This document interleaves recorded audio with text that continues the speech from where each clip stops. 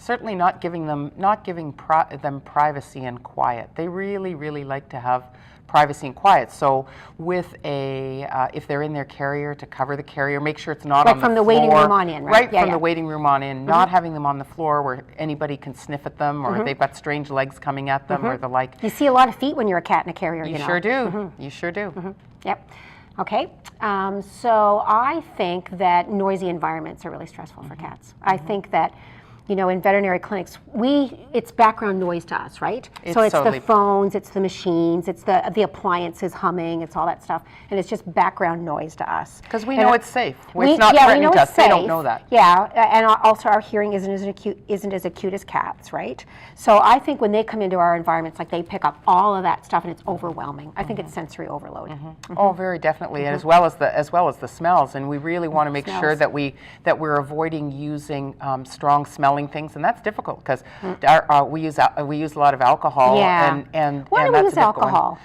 I'm not sure why we use alcohol. We could make using alcohol to prep a surgical site, that makes sense. But using alcohol just to collect a blood sample really is not necessary. I'm not sure you need to do that. No. There's a good tip. Yeah, and also if you're using the medial saphenous vein is so much nicer, because when we're in the face of a cat, going for their jugular, we're restraining them in an odd way, hanging them over the table, hanging them over a cliff is pretty scary. So there's number 3, being in your face. Being in your face. Being in your face. And then, added to that, we're hanging them over the table, which does not feel safe and secure for them. They like keeping forward to the floor at all times, not being upside down or ipsy on their side. Yep. And then we take a clipper and bzzz at near those fine ears. I don't clip for jugular. Me neither. No. And then alcohol, which smells really bad. So we've just done so many bad things. We're in their face. We're making them feel insecure. There's 5 bad things right there. Yep. That's and all we've done. We haven't even drawn blood yet. We've done 5 bad things. We haven't even drawn blood yet. We haven't even drawn blood. And we're also, but also smells. The doggy smells and things around. That's pretty scary for cats. And hearing the doggies barking. What about hearing other distressed cats? What about hearing a cat who's scared and that we're straining for something? What about that? Yeah. Or they're not just hearing it, seeing it too. Seeing it too. Yeah, like if you were in a hospital and you heard somebody screaming down the hall, wouldn't you be? I would leave. I'd be if you could. Except somebody's holding you down in the clinic. And that's what they want to do, right? Yeah. They want to leave. They want to leave. They're just being defensive. Another thing would be how we've got cats coming into a dog space, and with the smells as well as the noise. So it really is a good idea if we've got a cat designated exam room. Better still, even if we have got cat designated times or cat afternoons, cat days, so that they don't have to hear the dogs too. Right. But you're absolutely right with the hearing scared cats too. Yeah, hearing scared cats. Along that line, with the pheromones and the like, because cats and dogs are giving off all kinds of odors that we with our pathetic wee noses can't pick up. We hardly notice. We hardly notice them, if we notice them at all. And the smell of fear. The smell of fear, exactly. Right? So there's 2 things. Okay, so here's the first thing I thought of. What about cats who don't get a chance to rest or sleep? We have bright lights on all the time. Oh my goodness! Right. So I often turn the lights down in the cat ward. Yes. Even through the day. If they're awake, they're recovered from anesthesia. Don't need close monitoring. I'll turn the lights down. Don't you think they're happier? I think that's a good thing. And also with respect to lights, you have reflections in the stainless steel kennels that are terrifying. Kennels. Terrifying. Kennels. We want to have. They're really frightened by that because we've got all these different. Reflections, moving reflections, whether it's themselves or it's somebody else. They're noisy. They clang when you close the door. They clang when they close them, and you can alleviate that just by putting a little bit of vet wrap or something like that around the clangy bit, around the hinge thing. Yeah, and putting like bath mats or towels down in the bottom, and covering half of the cage door with a towel so that they can still look out if they feel like it, but they can also have their privacy should they wish to have that. Yeah.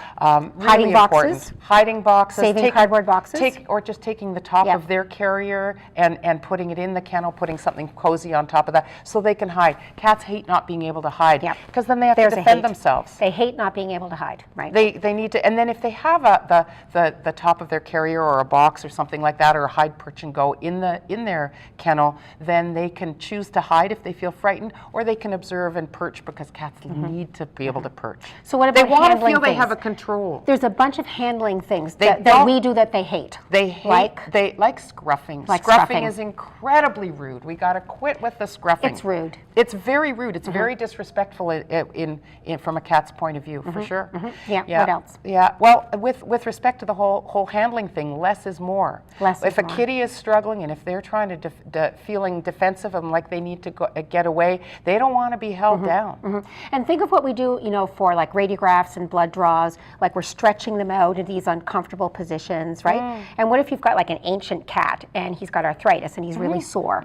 Exactly. Right? Do we think about that? Not always. Not often They enough. hate that. Or we're lifting up a leg to put a blood pressure cuff around it and not paying attention to that ouchy hip or ouchy stifle or hock as well. Yeah. And I think other things that they hate would be some of the equipment that traditionally people have used to restrain cats, like the gloves. Think about, so you know what gets me about the gloves is, don't you think they accumulate a lot of smell and like getting back to the fear, the smell of fear? Pheromones, but also they've also got the bad breath from teeth on them. They've got anal glands on them. They've got blood on them, yours or theirs. And they've got so we really and you want. can't realistically clean those either, can you? No, and it's kind of funny because we're so concerned about disinfecting things and not transmitting from cat to cat. Our gloves are just are foamites.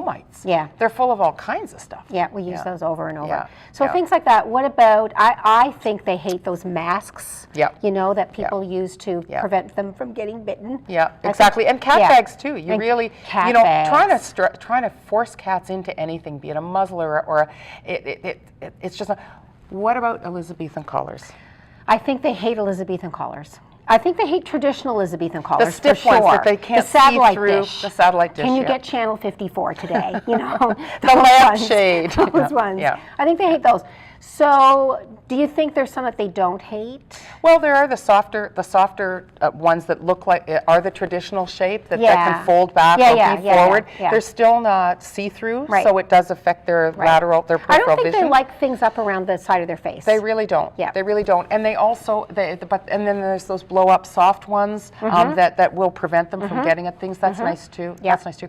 They really don't like having their whiskers touching bowls. Yes. We have to have that's wide a good bowls. one. They hate our bowls. They hate our bowls. They hate our the bowls. upright, narrow bowls. Yep. They need to be wide bowls because at home it's fine to be eating out of or drinking out of the bedside water glass because they feel safe, but they need their whiskers. And it's their to choice. In that case, it's their choice. Yep. But if we don't give them a choice. Well, right? in the clinic, it's their choice to not eat or drink. Yeah, that's what happens. Yeah, That's exactly what happens. exactly. So here's another thing they hate: bandages. They hate bandages. They hate bandages. Yeah. We don't need. There's a lot of things you don't need to bandage for. No. Right? No, for sure. Bandaging feeding tubes in, right? There's Use the kitty collars right, instead. there's They're wonderful. much better. Here's one last thing I'll tell you that I think they hate. I think they often hate the type of cat carriers that owners bring them in. And I think, if you had told me years ago that I needed to educate owners about cat carriers, I would have said you were crazy. Yeah. But you know what? We do. We do. We do. And so I think a lot of cat carriers out there are totally inappropriate. And I think it's part of our job, right, to educate owners about what is a safe cat carrier, what's a comfortable cat carrier, because you and I don't want to be dumping cats out of carriers in the exam room. We need to be able to take the we need carrier to take the apart top easily. off, or it needs to have more than one way to get the cat out of. Right? So there's a lot of ideas, isn't there, that will make practices friendlier for cats? Absolutely, and the AFP Cat Friendly Practice That's a great Program idea. is something that any clinic can participate in.